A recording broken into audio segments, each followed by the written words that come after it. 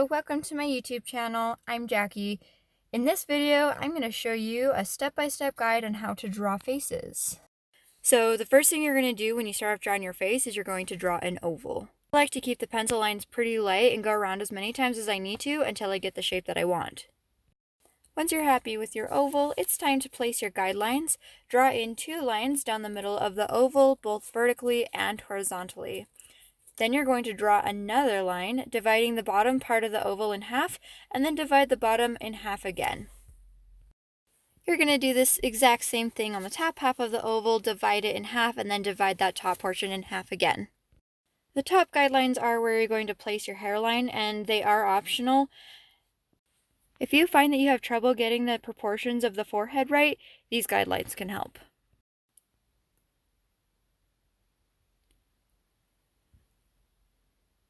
So now that we have our basic guidelines in for our face, what I like to do now is start putting in shapes and mapping out where the features will go. So I usually start with the eyes. On a realistic face, you would divide your middle line into 5 equal sections, but the face that I'm drawing isn't really very realistic, and I'm drawing the eyes a lot bigger than a realistic face. When you're placing your eyes, you want to make sure that they're equally spaced apart. A general rule of thumb is to make sure they're at least 1 eye width apart, whatever the size they are. For an even more whimsical look, you can even space them out even more. But normally, unless you're deliberately going for a certain stylized or cartoony look, you don't want the eyes to be spaced too close together. Another thing that I double check is that the space between the eyes and the sides of the face are equal on both sides.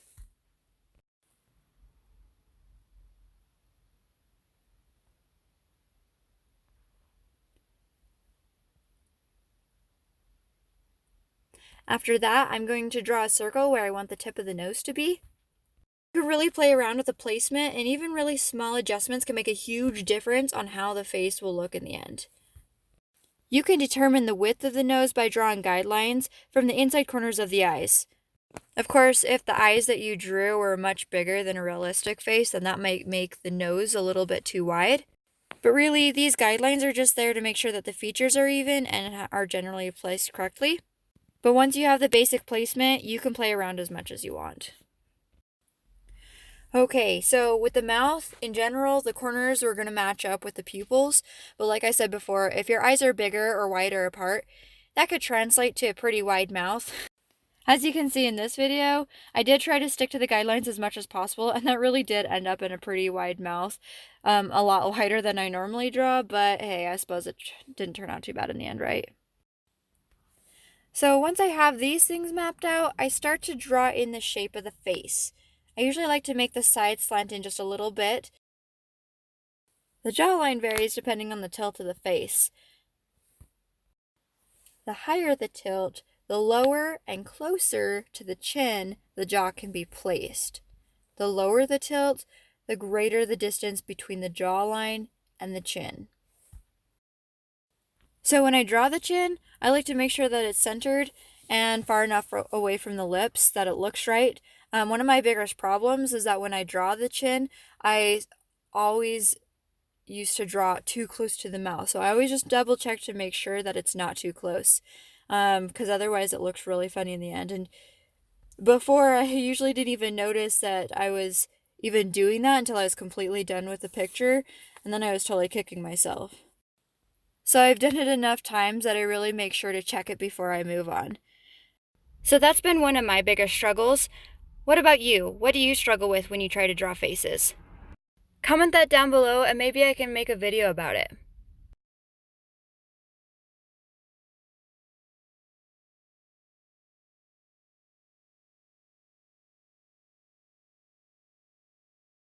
I'm starting to draw in the shapes of the eyes.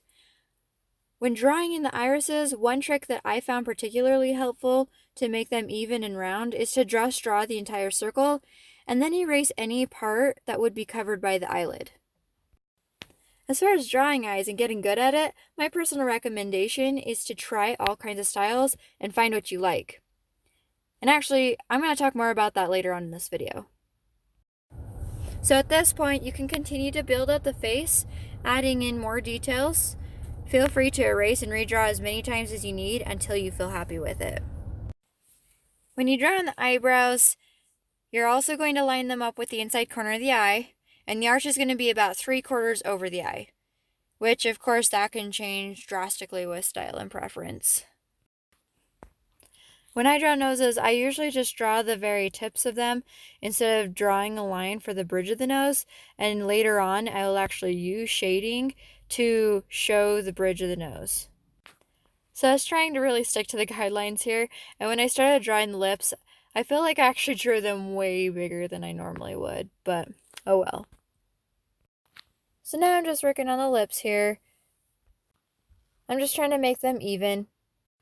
I don't really know why, but I like to draw really fat lips. Probably because I have really fat lips. Anyway, now I'm going to draw in the ears, and the ears are just placed between the eye line and the nose line. So here, I'm just showing you how you can draw in a hairline, which is particularly useful if you're going to be drawing the hair pulled back or if it's going to be short.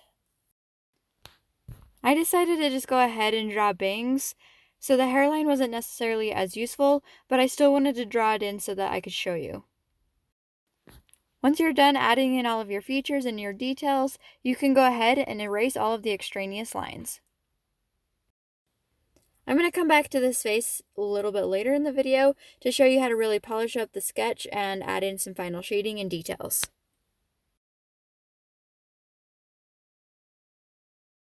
So now what I'm going to do is I'm going to draw some more faces to demonstrate the difference in male and female faces, to show how subtle variations in features can completely change how a face looks, and to show you how to shade a face.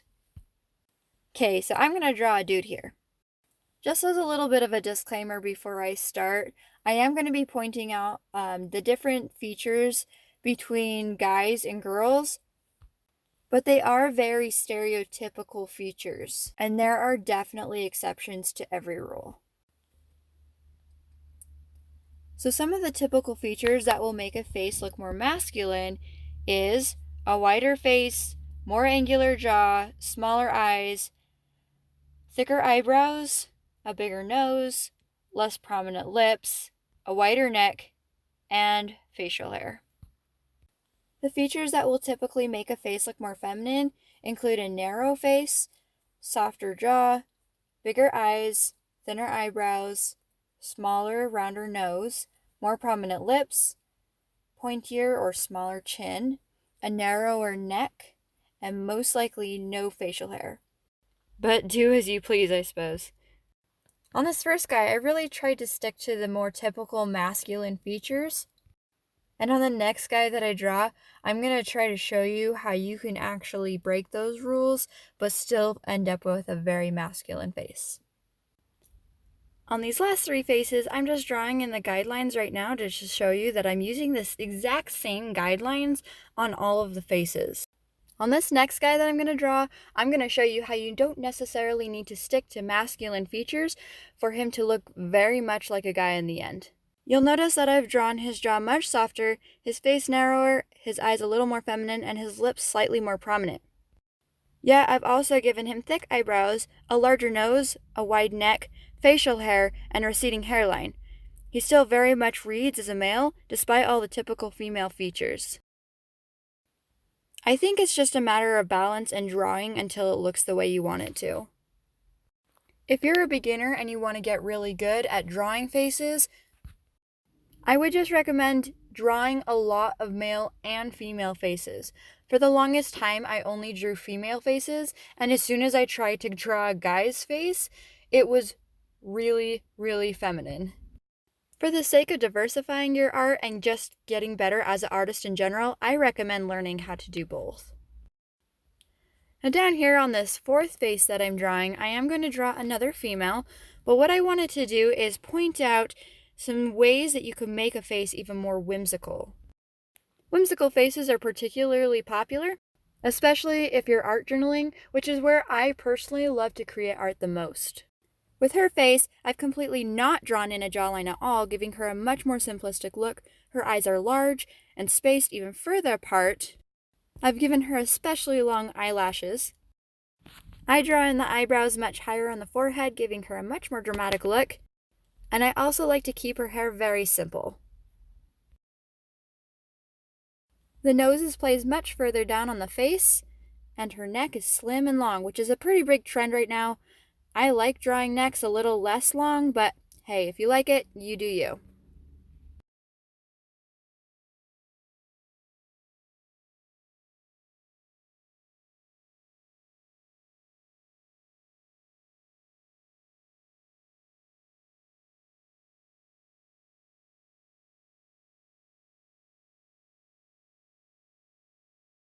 And on this fifth face, I've drawn one last girl to give you an idea of the different things that you can do with facial features and hair.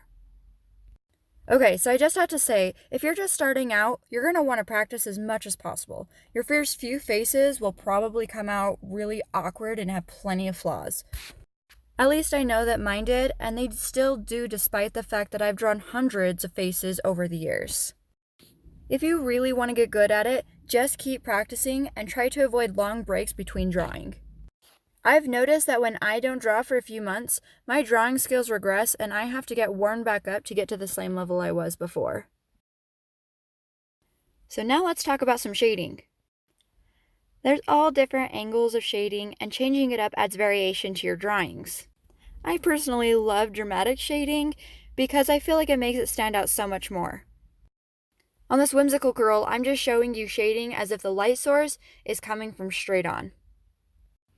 You'll also notice that I use the shading to indicate the side of the nose. I personally like to do it that way, but that is a style preference. So I just want to let you know right now, there are a lot of shading guides out there. If you Google guide to shade a face, you'll get plenty of illustrations on where shadows fall with different angles of light. When I draw this guy right here, I'm showing the light source coming from the side instead of the front. When the light source is coming from the side, it really helps to define the face and show how angular it really is.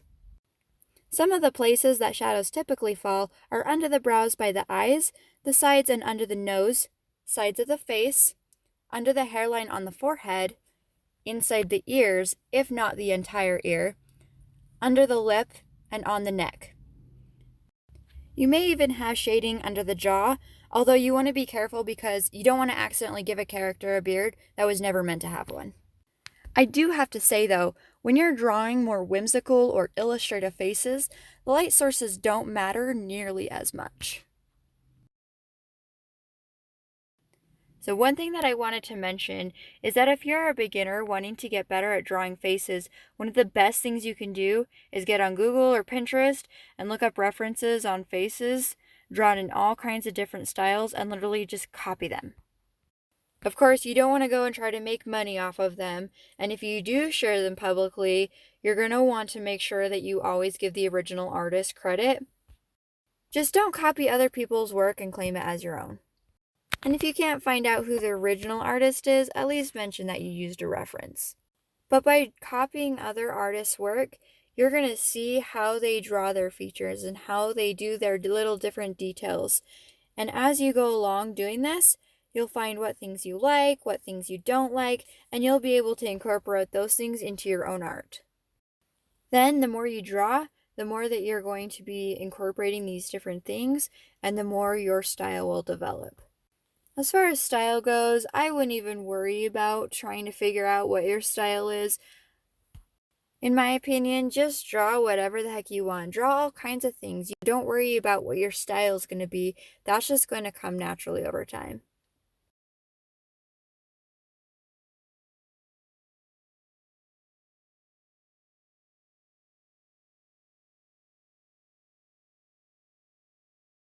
So now I'm just finishing up this face, and that is pretty much it. So after watching my video, you'll hopefully be able to draw faces a lot easier by using some simple guidelines. You'll also hopefully have a better understanding of how to shade faces, the differences between male and female features, and some additional useful tips as well. If you use this tutorial or found any of the information valuable, please post your art to Instagram and tag me in it. I would really love to see your art. So in the future, I'm going to be creating a lot more content on art journaling, mixed media, and I'll share some of my different processes that I use. So if that interests you, please subscribe to my channel. Thank you so much for watching my video. If you enjoyed it, give it a like and subscribe for more videos. I'm currently posting every other Friday, but as soon as I get better and faster at making these videos, I'm going to be posting more frequently. Thank you again, and I'll see you next time.